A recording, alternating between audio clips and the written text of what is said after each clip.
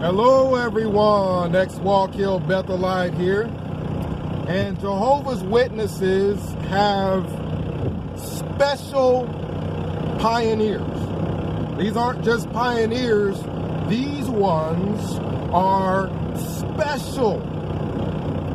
They've got auxiliary pioneers. These just are pioneers, these ones are auxiliary.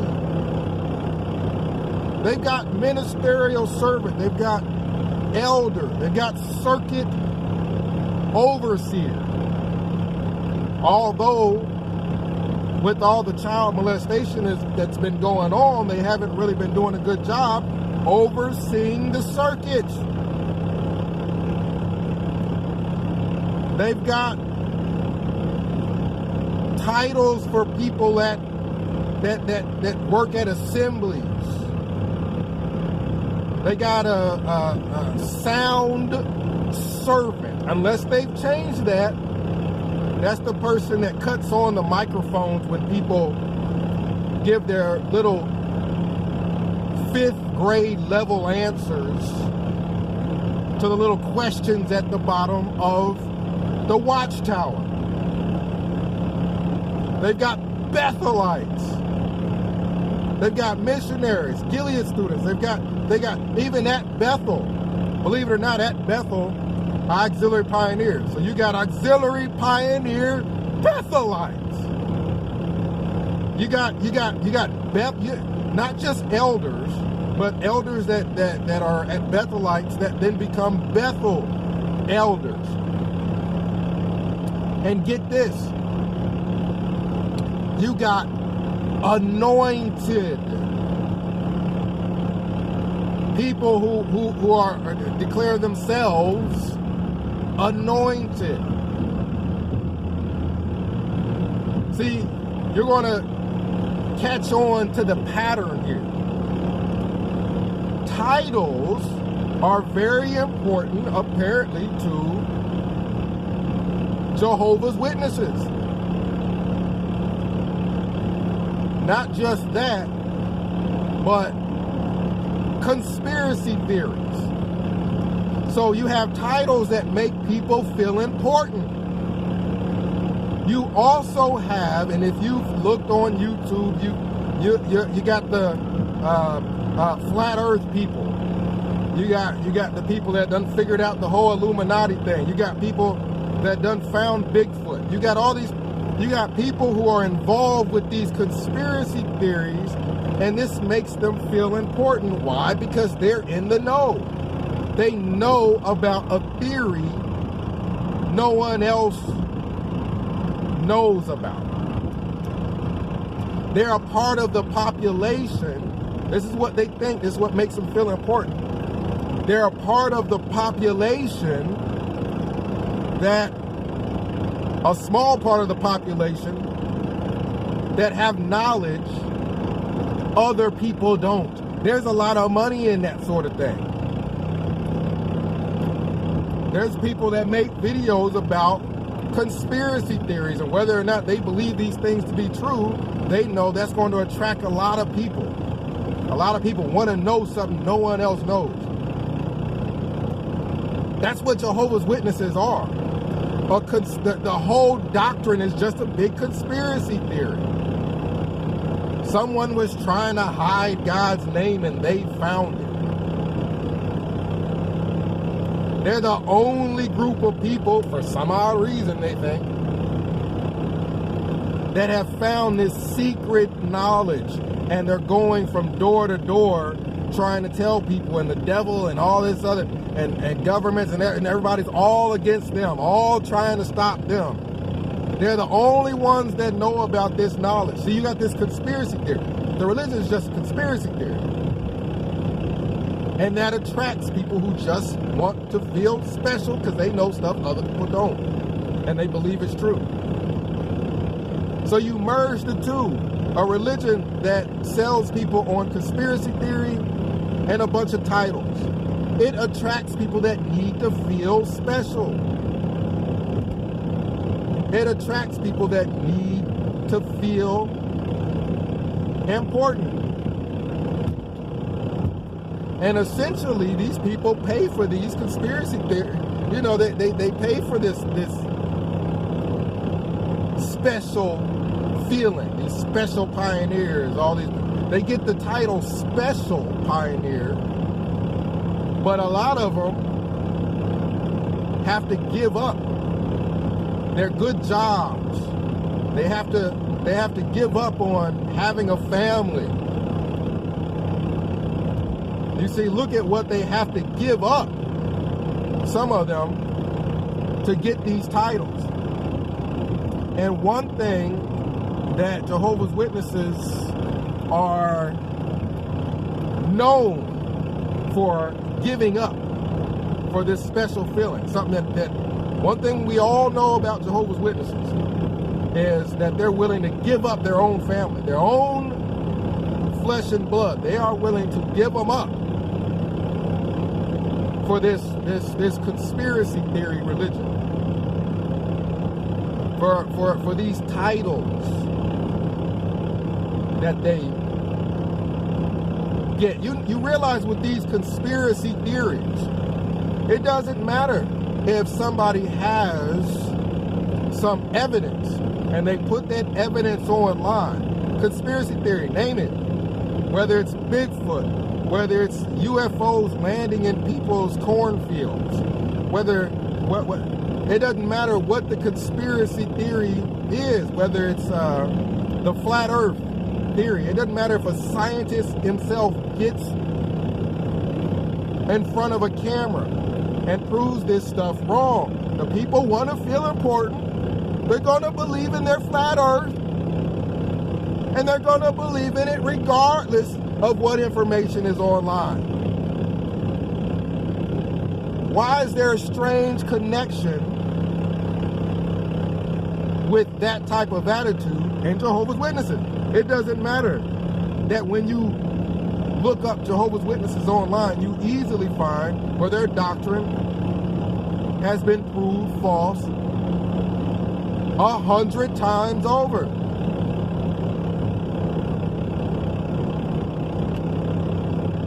It doesn't matter to them. They're going to keep believing in it because it makes them feel special, because they feel like they're the only ones on the planet with special knowledge. If that knowledge is wrong, then they're not special anymore. They don't want that. They don't want that. So they rather tell people, just don't even look online. Don't step foot inside of another church. That's an actual JWT. Don't step foot inside of another church. You might get some accurate knowledge. Don't go to college. Like, they are willing to sacrifice their own freedom, to sacrifice their own education, just to have a conspiracy theory that makes them feel special. Because with most conspiracy theories, it's a belief that the majority of the population ain't gonna have. So it makes you feel like you know something other people don't. That's what this primarily is about.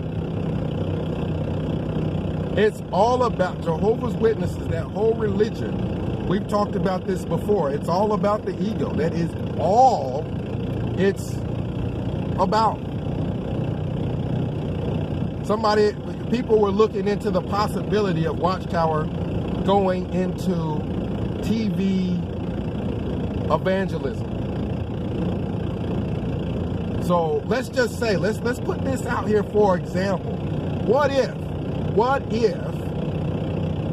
Watchtower were to sell off all these Kingdom Halls and just make videos and do things on TV and expect people to just send them money?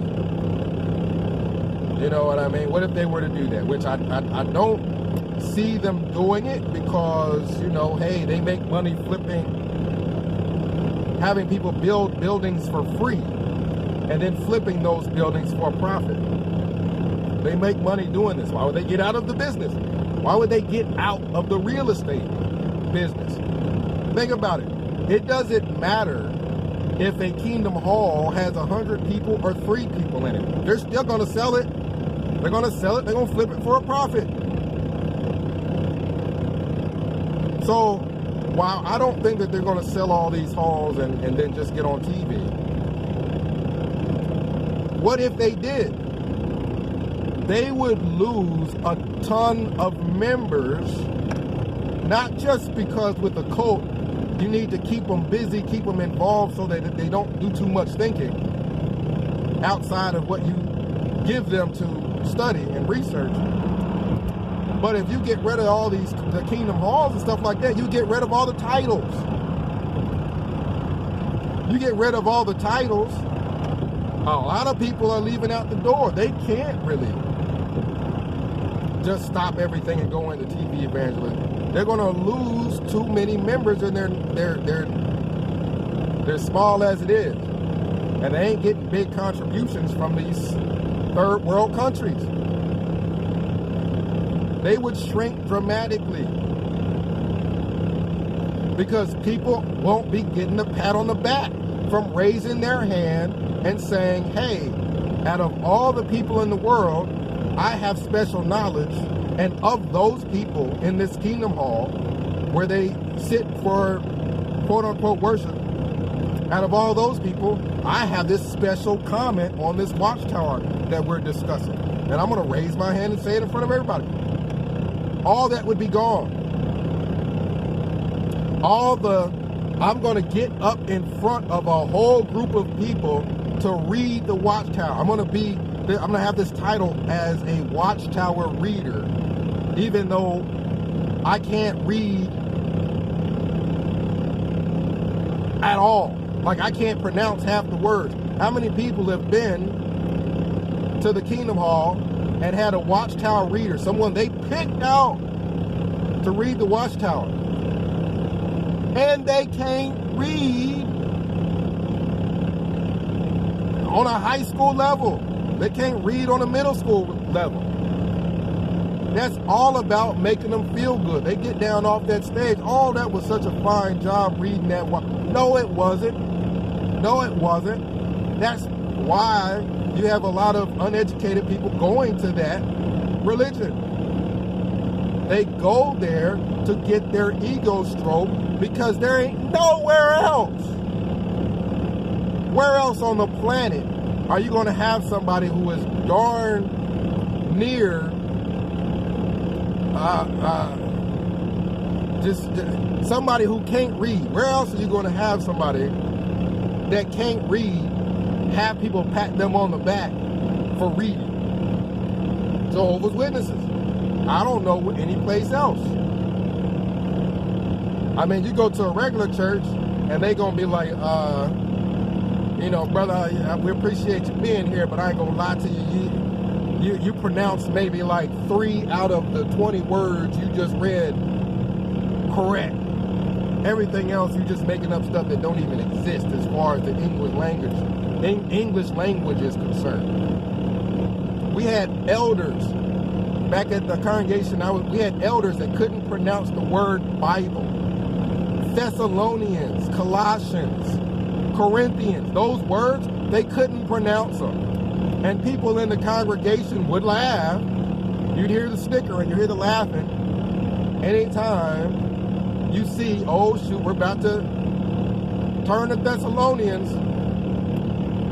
and then the brother gets up there, this is an elder, somebody that's been there his whole life giving talks and stuff like that, and I don't know why they used to call it Theocratic Ministry School, because these people were just as uneducated as they were when they started the school, because they get up there, the brother, you see he's about to turn to Thessalonians, everybody's laughing, because the guy gets up there talking about, let's turn to the books and your Bibles, to the book of 1 Thessalonica. There ain't no Thessalonica, no matter how hard you look. No matter how hard you look in that Bible, there ain't no Thessalonica. There ain't no Corinthica. You got people up there that can't even read, can't even pronounce the daggum scripture, and they're the ones teaching.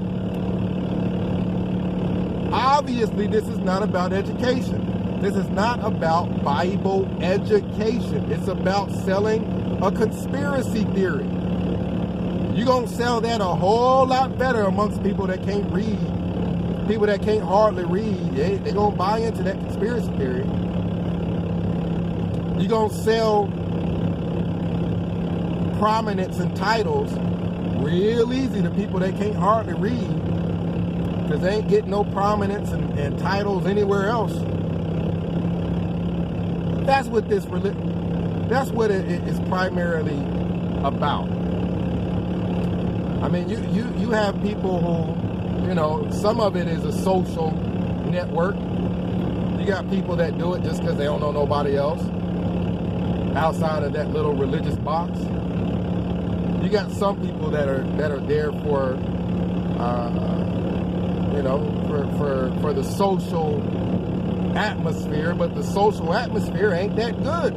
They get better anywhere else outside of going to the door to door and going to the hall. A lot of these people don't even visit each other. A lot of these people don't even have too much social activity. I remember we used to have like a barbecue once a year back at a hall, and then they stopped doing that. You had a few people playing basketball, but everybody can't play basketball. I mean, 1 and 1. When you take 1 and 1, 9 times out of 10, it equals 2. When you have a religion that don't do nothing in the community, that have no charities, when you have a religion that don't do too much as far as social-wise to attract people, that's not what's attracting people. When you have a religion that is known for destroying families, that's not what's attracting people, destroying families. What's attracting people, and I grew up in a black area. You know, I know that there are halls, and this goes for regardless of race. There were congregations that were primarily white congregations, and you would sit down for the public talk. And I was dedicated. I was a dedicated JW. I mean, I went to Bethel. I mean, pioneered. Heck, I auxiliary pioneered while I was at Bethel. I mean, I loved it. But there was a time I about walked out of the Kingdom Hall because this brother was doing such a bad job at the talk. The guy was basically reading it off of paper. His public talk, he never looked up. He's reading it off of paper. And he was doing a bad job reading. This was at a white congregation. 1 and 1 means 2. How did this guy become an elder where he, or ministerial servant, where he's going around giving public talks and the guy can't read and the guy is horrible at what he does? This has nothing to do with the skill of teaching. It has everything to do with this dude wanted a title. And they were going to give it to him regardless of how horrible he was at teaching. Now take it back to the, you know, congregations I was from, the black congregations. There are people in there that were straight hood. And it didn't matter. It didn't matter if they pronounced anything correctly. This quote unquote theocratic ministry school wasn't helping them learn to read and do all this other stuff. They get up there, they pronounce everything in the book wrong, and it's about a title. That's what it's about. It's about a title. It's about prominence. It's about a pat on the back. 1 and 1 make 2. The religion's been proved wrong a million times. It's not about the religion. It's about, take the whole religion away, you'd still have people there be about the whole conspiracy theory type, you know, Jerusalem fell in 607 BCE. We're the only ones that believe it. Even the scientists and people that went and dusted off the archaeology and looked at the stuff, we know more than them. You know what I mean? Like, that's what most of it boils down to. So comment down below, let me know what you think. And we'll try to discuss it. But yeah, I mean, what are these titles? Circuit overseer.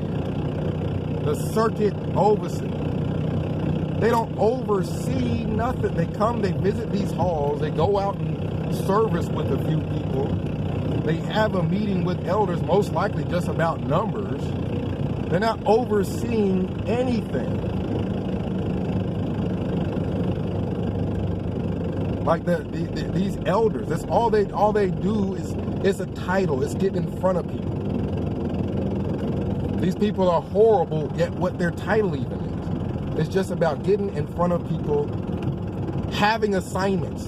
Ministerial servant, a lot of that is just about, I have assignment. I have this assignment. I got an assignment. I want some assignments. That's what it's all about. Comment down below. Let me know what you think. X Walk Hill Bethelite signing out.